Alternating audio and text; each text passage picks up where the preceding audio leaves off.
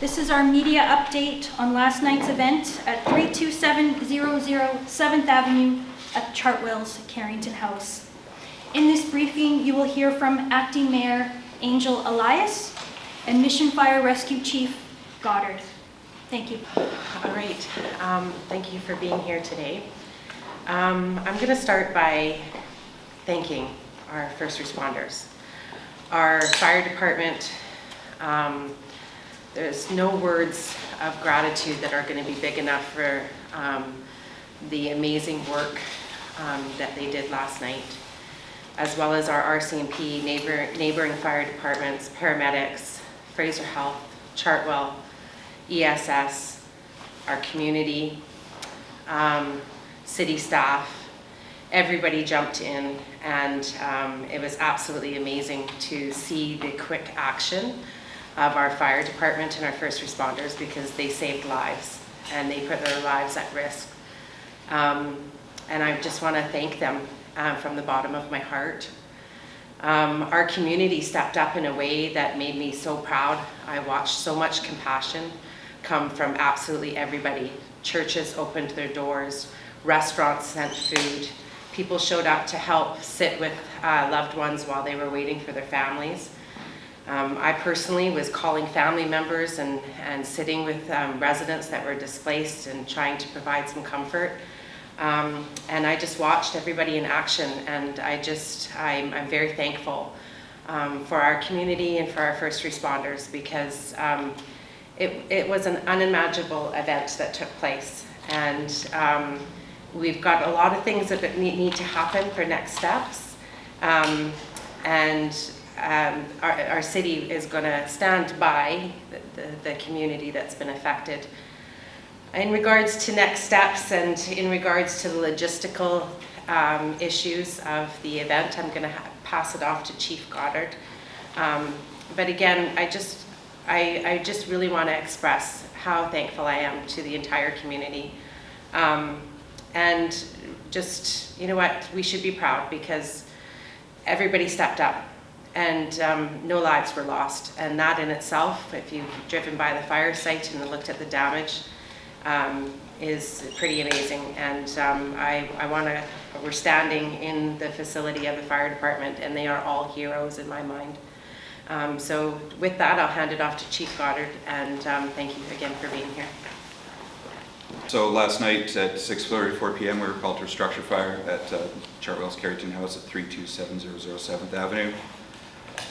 We deployed units from all three of our fire stations, including 5 engines, 1 ladder truck, 1 air unit, 2 staff units, and 4 chief officers.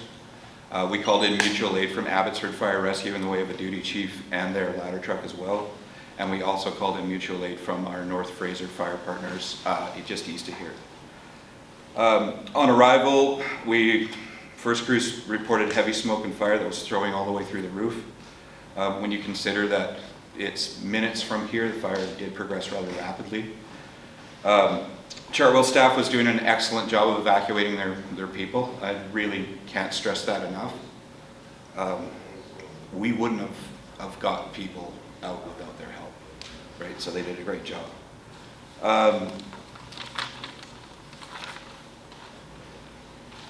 So, you know, the fact that we got that many people out and there's no injury, I mean, it's just amazing. All totaled, we had about 142 people evacuated between the 2 residences. So there's an attached building on 6th Avenue that was also not affected by the fire, but because they were late, it also needed to be evacuated. In total, 16 residents were sent to hospital. 10 went to Mission Memorial Hospital, 6 to Abbotsford Regional Hospital, all with just smoke inhalation, minor injuries, and so that's just part of this miracle. For anyone that's watching this media release, if you need to, you know, you're having trouble contacting a loved one, Chartwell's has set up a phone number, and I will give it to you now. It's 604-826-4747. And they're working within their fleet of homes to try and find temporary lodging for displaced people.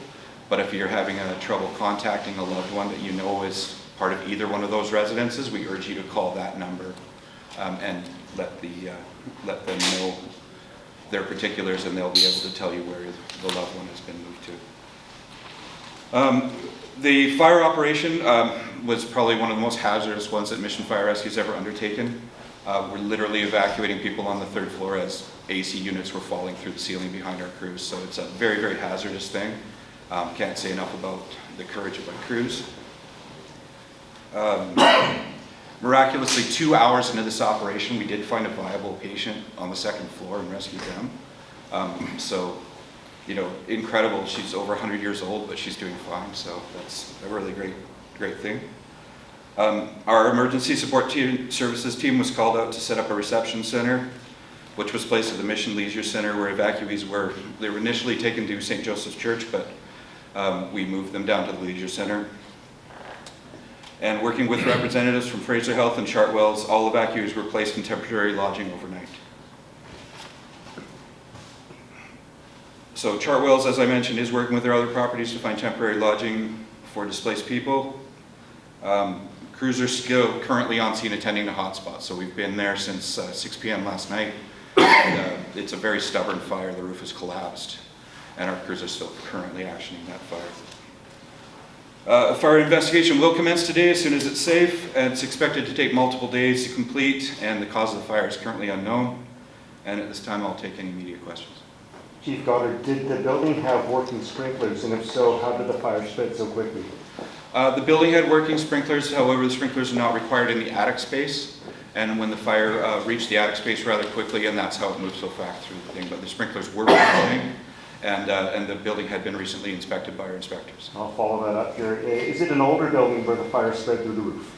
It is not an older building, but it's not uncommon for even new buildings to not have sprinklered attics. There was fire stopping in the attic, but it's not uncommon for an attic space to not be sprinklered. So confirming there was fire stopping in the attic. Yes, there was. Thank you very much. You mentioned significant damage, the roof had collapsed. Will the building be inhabitable? Is there any sense of when people might be able to go? No sense of when or how they're going to fix this thing. I mean, that's really between the owner and their insurance company. Can you tell us how you attacked the fire? After arriving, how did you? Initial was search and rescue operations. Obviously, you know, we care about life a lot more than we care about a building, and with our crews showing up as they do, we assign it quickly. By the time our crews had effected all the rescue, the fire had progressed rather rapidly because we weren't actively fighting the fire at that time. We were rescuing residents. So really at that point it was a defensive fire. So we were talking about large trucks, large amount of water, elevated master streams from ladder trucks, ground monitors with large diameter hoses. So we poured an awful lot of water into the building to Chief, fire. can you speak on the conditions that your firefighters encountered inside the building while they were rescuing people? Yeah, so I mean, you can imagine that there's a 3-floor building, and they were evacuating the 3rd floor first because that's where the most viable and most endangered were. So fire was directly above them, and they put their lives at risk to save those people. Could you see anything with the smoky? Yeah, it was smoky. Because the fire was above, it wasn't, conditions weren't to the point where they couldn't see, but conditions were deteriorating really rapidly as rescue was going on. Did people have to be carried out, or could they walk out? Some people needed to be carried out. The number of adjacent buildings in the area, were any of them damaged? No, one of our biggest tactical concern was not to lose the property on 6th Avenue, which is connected by a walkway, an elevated walkway. And so that was one of our, after we started gaining fire control, was to not lose that building, and we were successful in that. How does this fire compare to others you've had here in Mission? For complexity, because of the resident type, is probably one of our biggest. We have had large buildings go before, but just given the complexity, the fact that it's a care home, that adds a whole new level of complexity to it. Heard from people there that it may have started in the kitchen area. Any details on that? Can't speculate at this time.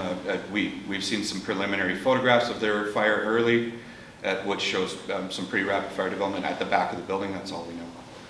How many of the 142 evacuated were displaced by the fire? 142 at this time. And how can the community support moving forward?